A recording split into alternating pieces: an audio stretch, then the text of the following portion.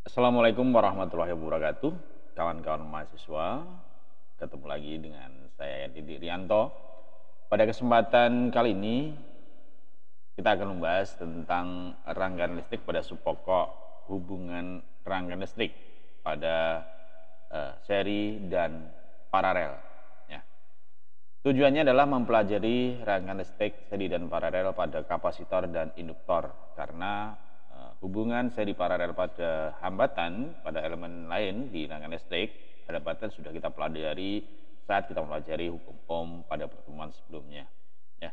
Jadi dalam rangkaian listrik itu ada yang namanya elemen kelistrikan. Elemen listrikan adalah apa? Komponen yang bekerja pada dalam sebuah rangkaian listrik. Elemen tersebut meliputi satu tahanan ataupun hambatan ataupun resistor. Yang kedua adalah kapasitor dan ketiga adalah induktor. Nah, pada pertemuan ini kita juga akan memahami bagaimana memahami nilai kapasitor dan induktor pada sebuah rangkaian listrik. Oke, yang pertama tentang kapasitor itu sendiri atau disebut dengan C ya. Istilahnya simbolnya adalah penyebutan C. Sering disebut dengan kondensator atau kapasitansi. Elemen rangkaian listrik ini mempunyai fungsi untuk membahasi arus DC yang mengalir pada kapasitor tersebut dan dapat menyimpan energi dalam bentuk medan listrik. Nah, ini adalah penampakan dari kapasitor, macam-macam kapasitor. Nah, kapasitor memiliki satuan farad atau variasi nilai farad itu sangat besar. Misalnya adalah 1 farad itu adalah sebuah nilai yang sangat besar pada sebuah kapasitor. Nah, maka kapasitor yang saat ini ada di pasaran itu adalah bernilai mulai dari pikofarad sampai dengan ribuan mikrofarad ataupun dengan mikrofarad ya, artinya itu ya. Sehingga produsen komponen tidak mungkin dapat menyediakan semua variasi dari nilai kapasitor yang diinginkan oleh perancang rangkaian elektronika. Maka di sini kita akan mempelajari tentang bagaimana mendapatkan nilai yang kita inginkan melalui rangkaian secara seri ataupun dirangkai secara paralel untuk mendapatkan nilai yang kita inginkan. Pada standar untuk kapasitor, ya kapasitor tetap yang umum adalah ini ada 1 pikofarad, 10 pikofarad, 1000 pikofarad, 0,01 mikrofarad sampai dengan 1000 mikrofarad, bahkan sampai dengan 10.000 mikrofarad. Nah, kapasitor, jika sebuah kapasitor dilewati oleh sebuah arus, maka pada kedua ujung kapasitor tersebut akan muncul beda potensial atau tegangan. Perbedaan potensial V di antara kedua terminal kapasitor berbanding lurus dengan muatan atau Chi. Ya, seperti pada gambar ini. Nah, dari rangkaiannya adalah seperti pada gambar ini kita lihat ya, arus listrik. Perbedaan potensial V antara kedua terminal kapasitor berbanding lurus dengan muatan V. Di mana C itu adalah kapasitor, satuannya farad. Dan D itu adalah antara jarak keping ini. Nah, ini adalah simbol sebenarnya, simbolnya seperti karena memang kapasitor itu adalah bentuknya adalah apa? Ada 2 buah kepingan yang ditentukan ada disekati dengan jarak ya, jarak seperti ini, maka disebut dengan jarak dari kepingan kapasitor tersebut. Nah, sehingga di sini I sama dengan dhi ini adalah jarak ini, dhi, I adalah muatan, dhi dan dt, T ada di sini adalah dt waktu. Sehingga C sama dengan dV per dt. Nah, di mana C itu adalah kapasitor. Berapa nilainya? Nah, daya pada kapasitor itu bisa ditentukan dengan P sama dengan V kali I atau V sama dengan I per C kali dV per dt. Nah, P sama dengan I kali dV per dt, P sama dengan CV kali dV per dt. Satuannya adalah watt. Di mana Q sama dengan CV sama dengan bisa juga di mana V sama dengan Q per C. Nah, pada kapasitor juga ada disebut dengan istilah daya, berarti kan ada energi. Nah, daya P adalah energi yang dipindahkan dalam satuan waktu. P sama dengan dW per dt. Ya, watt sama dengan joule per dt. Nah, sehingga W sama dengan efisiensi suatu dari P dt ataupun joule. Nah, hingga energi W pada kapasitor di mana P kali dW sama dengan P kali dt, di mana P sama dengan CV dari hasil ini kali dV per dt. Nah, rangkaian yang pertama kita akan membahas rangkaian seri pada kapasitor. Rangkaian seri kapasitor ataupun kondensor. Ingat, kalau pada hambatan di rangkaian secara seri maka nilai hambatannya akan semakin besar. Tapi pada kapasitor ini akan terbalik, jadi kebalikan dari resistor. Nah, sehingga dirumuskan pada rangkaian seri pada kapasitor ini adalah C total sama dengan 1/C1 ditambah 1/C2 tambah 1/C3 dan seterusnya. Rangkaian seri kapasitor adalah rangkaian yang terdiri dari dua buah dan lebih dari sebuah kapasitor yang disusun secara jajar atau berbentuk seri. Seperti halnya dengan rangkaian paralel, pada rangkaian seri kapasitor ini juga dapat digunakan untuk mendapatkan nilai kapasitansi kapasitor pengganti yang diinginkan. Namun pada rangkaian seri ini kebalikan dari rangkaian seri pada resistor. Nah, muatan pada tiap-tiap kapasitor adalah sama, yaitu sama dengan muatan pada kapasitor pengganti. Q sama dengan Q1 sama dengan Q2. Nah, beda potensial pada ujung-ujung kapasitor pengganti sama dengan jumlah beda potensial ujung-ujung tiap kapasitor. P sama dengan V1 tambah V2. Sehingga dirumuskan seperti ini. C1 sama dengan Q per V1 atau juga V1 sama dengan Q per C1 dan seterusnya. Nah, kapasitor hubungan seri akan seperti ini. Jadi kebalikan dari resistor, ya, dari resistor hingga VT, V total. Nah, kalau kita mencari tegangan pada kapasitor, V total sama dengan V1 tambah V2 tambah V3. Nah, kita bisa sederhanakan seperti ini, ya. Sehingga di mana VT sama dengan 1/CD dan ED. P1 sama dengan CT per C1 kali VT dan seterusnya. Jadi yang sederhananya adalah total dari nilai dari kapasitor ini adalah 1/C1 tambah 1/C2 dan seterusnya.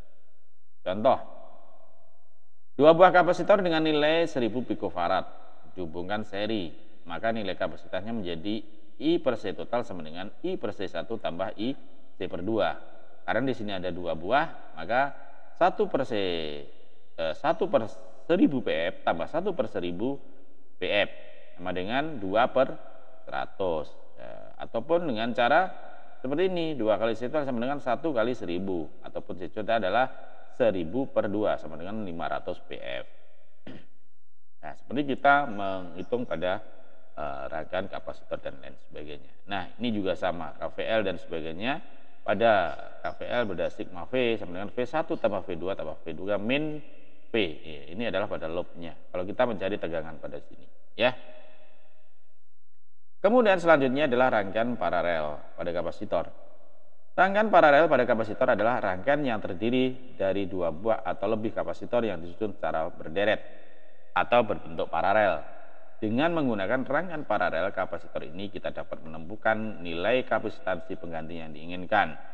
Pada nilai kapasitor secara paralel maka nilainya akan semakin besar, kebalikan dari pada resistor. Kalau resistor di rangkai secara paralel justru nilainya akan kecil, tetapi pada kapasitor ini maka nilainya akan berubah menjadi lebih besar. Oke, sehingga dirumuskan C total sama dengan, nah ini bentuk dari sebuah sari paralelnya, paralel pada kapasitor.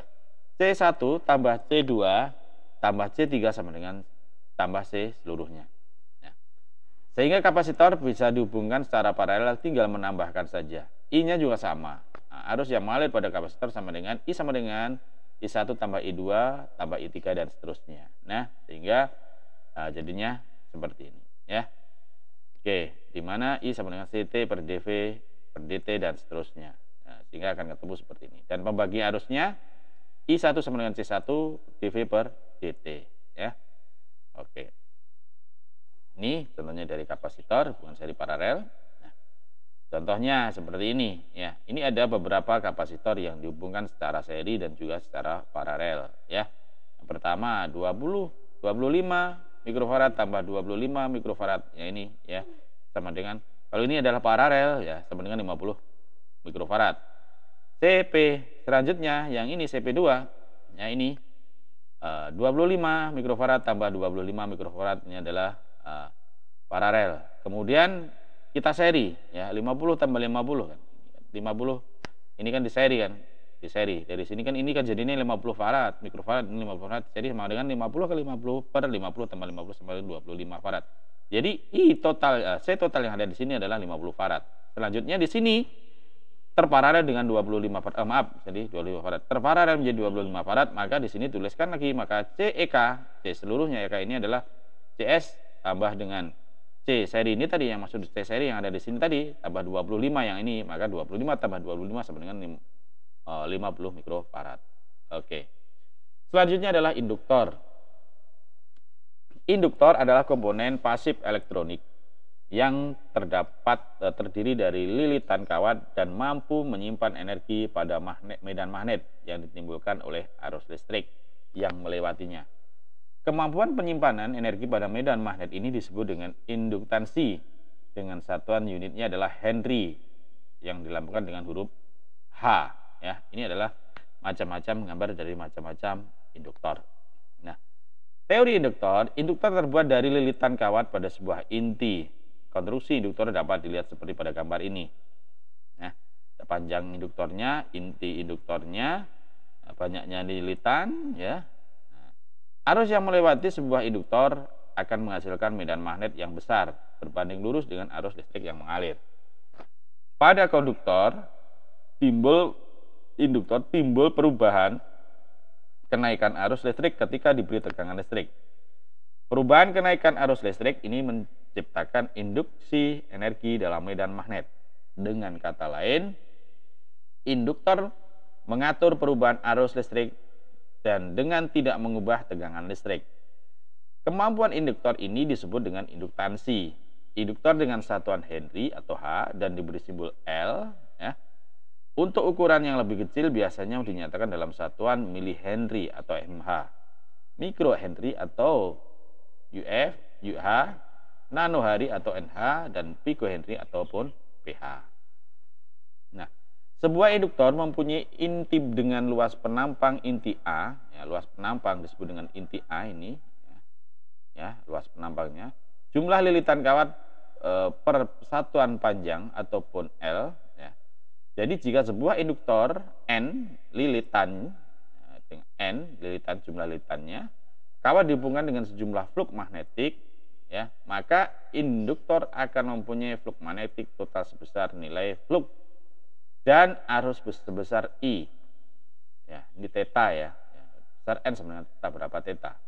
Mengalir, melewati dan menghasilkan induksi flux magnetik yang arusnya berlawanan dengan arah aliran listrik, arus listrik. Nah, menurut hukum Faraday, ataupun Faraday adalah penemu induktor sehingga dinamakan satuannya dari induktor itu adalah farad. Semua perubahan flux magnetik akan menghasilkan tegangan induksi yang besarnya PL sama dengan N per D flux tadi, dan per DT per D kali flux per DT.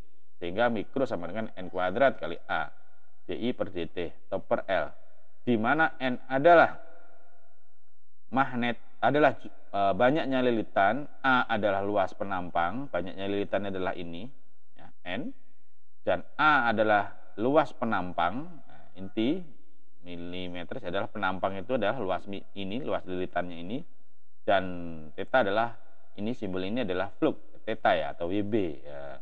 Flux magnetik dalam satuan Weber, ya, flux magnetik dalam satuan Weber.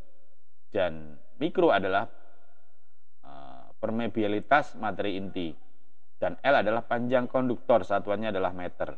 Panjang induktornya, panjang ini adalah panjang yang dililitkan ini berapa, ya.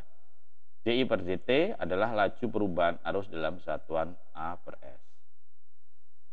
Laju perubahan medan magnet dari D flux per DT yang menginduksikan tegangan besarnya proporsional dengan laju perubahan arus listrik DI per DT, atau dapat ditulis dengan N D flux per DT sama dengan tadi, seperti tadi ya, mikro kali N kuadrat kali A per L kali DT per DT. Nah, atau bisa disederhanakan seperti ini, di mana L adalah induksi induktor yang besarnya adalah L sama dengan mikro N kali N kuadrat, mikro kali N kuadrat kali A per L.